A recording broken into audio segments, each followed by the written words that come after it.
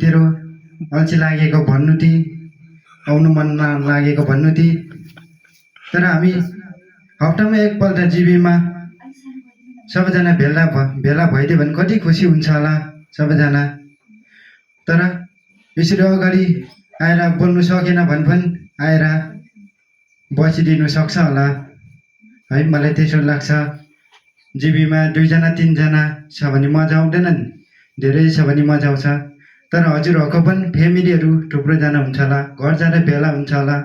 तर यता हाम्रो आसाममा फ्यामिली हुँदैन। हामी सबै म्याडमहरू सबै सरहरू भएर एलएम भएर भेला भएर घर फ्यामिली जसै भएर रामसिरा बसौँ होला सधैँको भरिको लागि रै। तर मेरो आज भार परेछ, तर म जीव चिप्रान मेरो भार आगिदिनु भएको धेरै धन्यवाद दिनु चाहन्छु।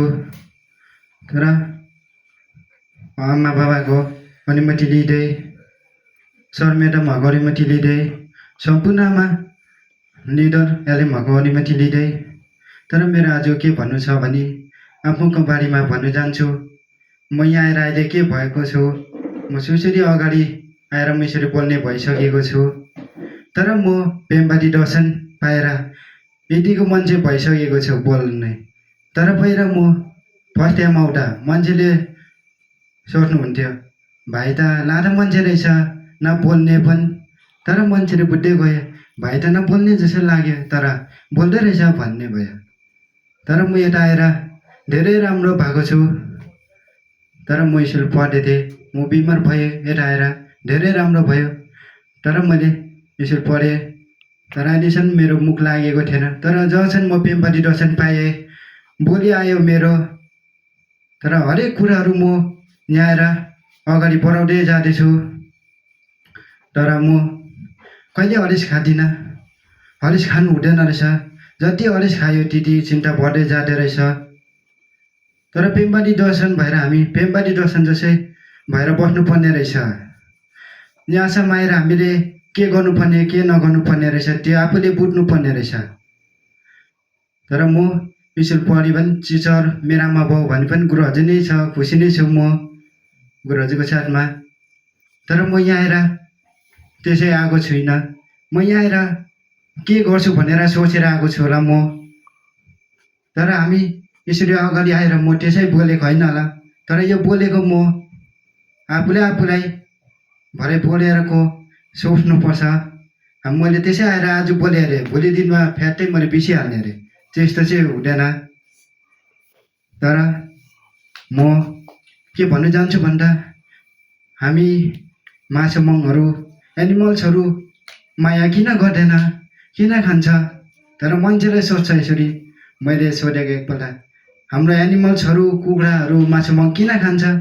मान्छेले भन्छ यो एनिमल्स हामीले कुखुराहरू भयो पालेर के गर्नु, यो खानुलाई दिएको होला भन्छ। तर यो खानु र नखानु एउटा फरक छ।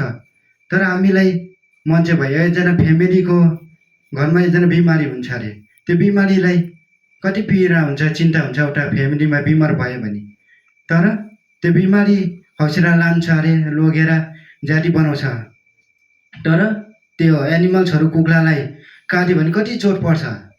आफूलाई बिमार हुँदा हौसला लगेर जाती बनाए, आफू बिमार हुँदा कस्तो हुँदो रहेछ। एनिमल्सलाई माया नगरेर काटुन गर्दा खाँदा कस्तो हुँदो रहेछ त्यो आफूले बुझ्नुपर्ने रहेछ। तर हामी घर फ्यामिली कोही छैन भने यदि एनिमल्सहरूले साइड गर्नु हुँदो रहेछ, हेल्प गर्नु हुँदो रहेछ, हेरेर नपठाउने खालको देख्दो रहेछ। तर यत्रो साह्रो हेल्प गर्ने हुँदो रहेछ कि आफूले नपठाउने खालको हुन्छ। तर मान्छे म एक्लै छु भनेर कहिले हरेस खानु हुँदैन रहेछ। हरेक कुरा म यो गर्छु भनेर गरेर देखाउनु पर्ने रहेछ। आफूले विचार गर्नुपर्ने रहेछ। आफूले विचार नगरी अगाडि बढ्नु सक्दैन रहेछ। म यता आएर पेम्बारी दर्शन पाएर कति राम्रो भएको छु। मेरो आमा बाबाले के भन्नुहुँदै होला, मेरो छोरा कति राम्रो भएको होला, आसाम आएर सोचिराख्नु छ रातभरि। तर यहाँ आएर आफूले त्यसरी हरेक कुराहरू नराम्रो चिजहरू गल्ती गरेर खाएर गल्ती गर्नु भएन।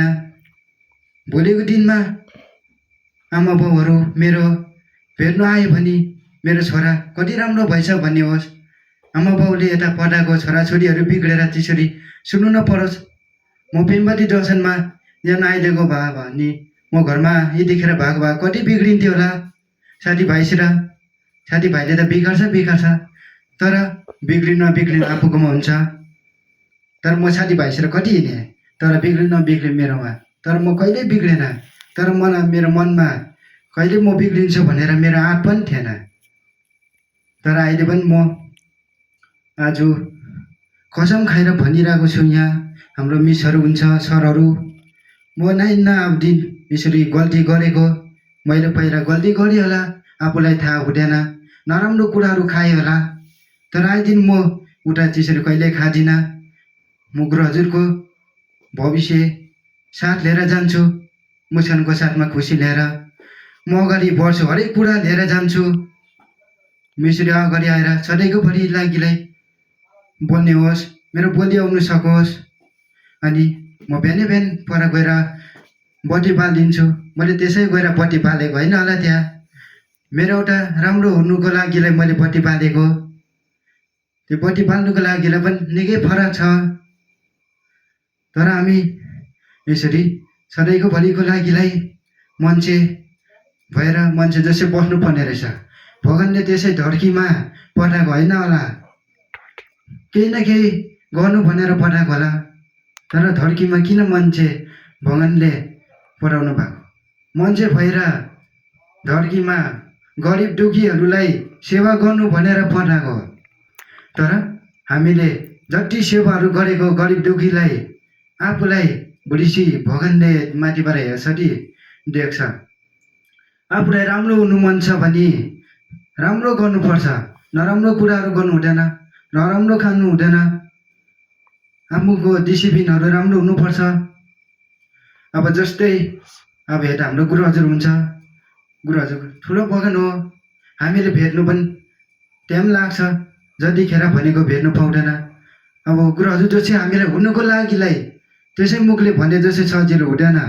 हामीले त्यसको लागिलाई एकदमै राम्रो कुरा डिसिप्लिन राम्रो हुनुपर्छ, राम्रो कुरा गर्नुपर्छ, मान्छेसित त्यसरी बोल्नु पर्ने रहेछ, आफूभन्दा ठुलो त्यसरी बोल्नु पर्ने रहेछ।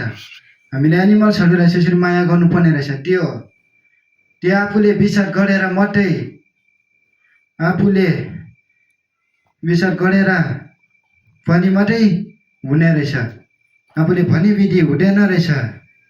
त्यही कारणले म त्यही भन्छु, हामी त्यसरी मान्छे भएर मान्छे जसो बसौँ, एनिमल्सहरूलाई धेरै माया गरौँ। त्यसरी अब हामी यतिभरिमा बुझ्छ होला, तर बाहिरको मान्छेहरूले अब हामीलाई सोध्छ अरे भाइहरू कताबाट आउनु भएको सोध्छ होला। तर हामी पेम्बादी दर्शन भनेको के हो त्यो बोल्नु हामीले बुझाउनु सक्नुपर्छ।